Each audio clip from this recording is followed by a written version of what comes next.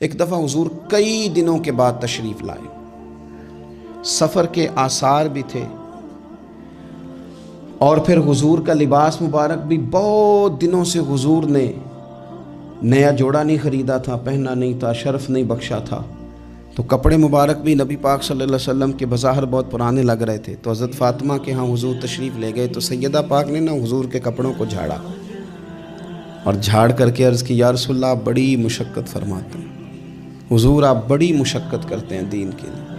یا رسول اللہ صلی اللہ علیہ وسلم دیکھیں کب سے آپ نے کپڑے نہیں خریدے، حضور یہ مشقت کب تک، کس حد تک؟ یہ گویا سوال ہے حضرت فاطمہ کا۔ یا رسول اللہ صلی اللہ علیہ وسلم اتنی مشقت؟ تو حضور نے فرمایا فاطمہ تیرے باپ کی ڈیوٹی ہے، تیرے باپ کی ڈیوٹی ہے کہ ہر دیہات میں ہر شہر میں دین پہنچانا ہے۔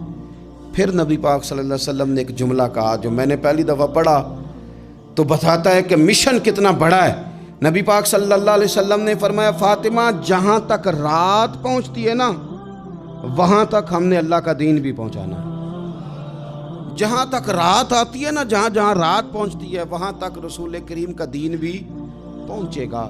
حضور صلی اللہ تعالی علیہ وسلم نے یہ انداز حضرت فاطمہ کو سکھایا کہ جہاں جہاں رات پہنچتی ہے وہاں وہاں دین بھی پہنچے گا، وہاں وہاں یہ دین پہنچ کر کے رہے گا۔ اب آپ اندازہ فرمائیے اتنا بڑا مشن تھا، اور اس میں سیدہ فاطمہ الزہرا رضی اللہ تعالیٰ عنہ ساتھ حضور کے وقت گزارتی ہیں، ساتھ رہتی ہیں۔ بہت زیادہ آسودگی والی زندگی نہیں، لیکن اس کے باوجود بہت زیادہ پردے کا اہتمام۔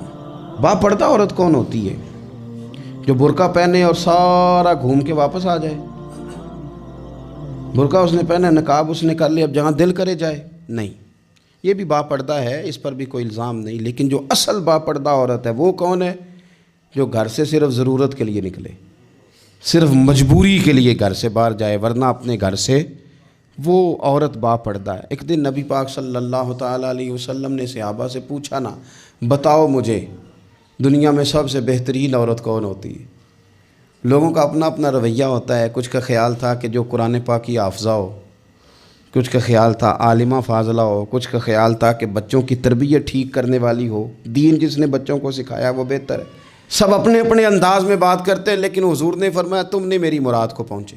حضرت مولا علی شیر خدا فرماتے میں پیچھے بیٹھا تھا، ذرا میں نے گردن جھکائی اور چھپ کے نہ، ویسے بھی قد مبارک بظاہر تھوڑا چھوٹا تھا حضرت علی کا، کہتے ہیں میں نکل گیا، حضرت فاطمہ کا حجرہ ساتھ ہی تھا، جا کے میں نے کہا فاطمہ حضور نے سوال پوچھا ہے، اب میں کس طرح یہ بات کروں کہ مولا علی شیر خدا کا علم؟ حضور نے فرمایا کہ میں علم کا شہر ہوں تو علی دروازے ہیں، تو اگر حضرت علی بھی کسی سے مسئلہ پوچھنے جائیں تو پھر بتاؤ نا کہ سیدہ فاطمہ کا علم کتنا شاندار ہوگا، ان کے علم کا کیا مرتبہ اور مقام ہے کہ حضرت فاطمہ سے پوچھا جا کے، کہا فاطمہ آج نہ حضور نے سوال پوچھا ہے تو سب صحابہ محو حیرت ہیں۔ حضور نے پوچھا بہترین عورت کون ہوتی ہے؟ تو کسی نے کچھ بتایا، کسی نے کچھ بتایا، بات بن نہیں رہی، آپ ذرا جلدی سے بتائیں۔ تو حضرت فاطمہ کہنے لگی علی بہترین عورت پتہ کون ہوتی ہے؟ یہ آپ نے غور کرنا لفظوں پہ، کہا بہترین عورت وہ ہوتی ہے جسے نہ کبھی غیر مرد نے دیکھا ہو اور نہ کبھی اس نے غیر مرد دیکھا ہو، وہ سب سے بہترین عورت ہے۔ آپ میری بات پہ غور کریں، بس یہ حد ہے، یہ سیدہ فاطمہ کا پیغام ہے، یہ آج کے جمعے کا میسیج ہے۔ فرمایا نہ اس نے غیر مرد دیکھا ہو اور نہ غیر مرد نے اسے دیکھا، بہترین عورت ہے۔ حضرت سیدنا علی المرتضیٰ کہتے ہیں میں چپ کے سے آ کے پھر صفوں میں بیٹھ گیا، بات ابھی جاری تھی، صحابہ بات کر رہے تھے، میں نے ہاتھ کھڑا کیا، میں نے کہا حضور بتاؤں؟ فرمایا بتاؤ۔ میں نے کہا یا رسول اللہ بہترین عورت وہ ہوتی ہے نہ اس نے غیر مرد دیکھا ہو اور نہ غیر مرد نے کبھی اسے دیکھا ہو۔ حضور نے میری بات سنی تو مسکرا کے فرمایا فاطمہ میرے جگر کا ٹکڑا ہے۔ کہا فاطمہ میرے جگر کا ٹکڑا ہے۔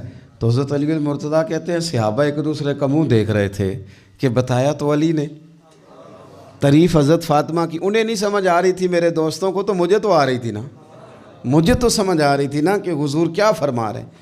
تو سیدہ فاطمہ الزہرا وقت وصال آ گیا، 6 ماہ حضور کے بعد گزارے پر آنکھوں سے آنسو خشک نہیں ہوئے، اور عجیب سیرت نگاروں نے باتیں لکھی ہیں، حضور کی اونٹنی بھی آ کے نا حضور کے بعد حضرت فاطمہ کے دروازے پہ بیٹھی رہتی تھی۔ حضور کی اونٹنی بھی، وہ جو حضور کے جانور تھے نا، وہ بھی سیدہ فاطمہ کے دروازے پہ آ کے بیٹھے رہتے۔ 6 ماہ یوں ہی گزرے۔ پھر ایک دن حضرت مولا علی شیر خدا کو بلا کے کہا کہ علی بس ایک بات کا خیال رکھنا، جنازہ میرا رات کو اٹھانا۔ رات کو پردوں میں چھپ کے وقت بتایا ہے، تو اب بھی چاہتی ہوں کہ میرے جنازے کو، میری چارپائی کو بھی غیر محرم نہ دیکھیں۔ اور پھر فرمایا کہ حضرت اسماء کو بلا کے کہا کہ میرا جنازہ رات کو اٹھایا جائے اور پردے کا خاص اہتمام کیا جائے۔ تو انہوں نے کہا میں نے حبشہ میں ایک طریقہ دیکھا ہے کہ عورتوں کو جنازوں کو اوپر سے کئی چادروں کے ساتھ ڈھانپ دیا جاتا ہے۔ فرمایا بس وہی میرے ساتھ بھی کرنا۔ رات کو ہی جنازہ اٹھا۔ تو شاید مدینے میں آج کوئی آنکھ ایسی نہیں تھی جو خشک رہی ہو۔ حضرت عمر جیسے لوگ بھی روئے، حضرت ابوبکر صدیق جیسے لوگوں کی آنکھیں بھر آئیں۔ سیدنا عثمان غنی رضی اللہ تعالیٰ عنہ بھی ایک کونے میں بیٹھے تھے۔ کئی منٹوں تک سیدہ عائشہ صدیقہ رضی اللہ تعالیٰ عنہ بولی نہیں۔ لوگوں نے کہا ہوا کیا؟ فرمانے لگی آج حضور کی تصویر کی رخصتی کی باری آئی ہے، آج تصویر حضور کی جا رہی ہیں۔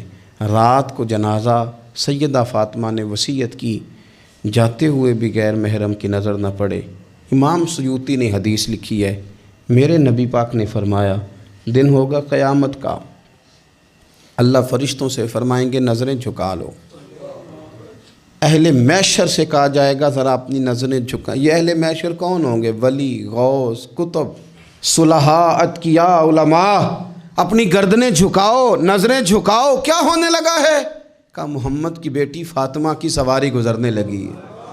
یہ موقع حیا کا ہے، سیدہ فاطمہ کی سواری گزرنے لگی ہے۔ یہاں چونکہ انہوں نے پردوں میں وقت گزارا ہے تو صبح قیامت بھی پردوں کے اندر وہ جائیں گی۔ میرے اعلیٰ حضرت فرماتے ہیں سیدہ زاہدہ طیبہ طاہرہ، اور فرماتے ہیں جان احمد کی راحت پہ لاکھوں سلام۔ جان احمد کی راحت پہ، حضور کی جان کی راحت ہیں سیدہ فاطمہ، جان احمد کی راحت۔ اور پھر فرماتے ہیں آب تطہیر سے جس میں پودے جمے، اس ریاض نجابت پہ لاکھوں سلام۔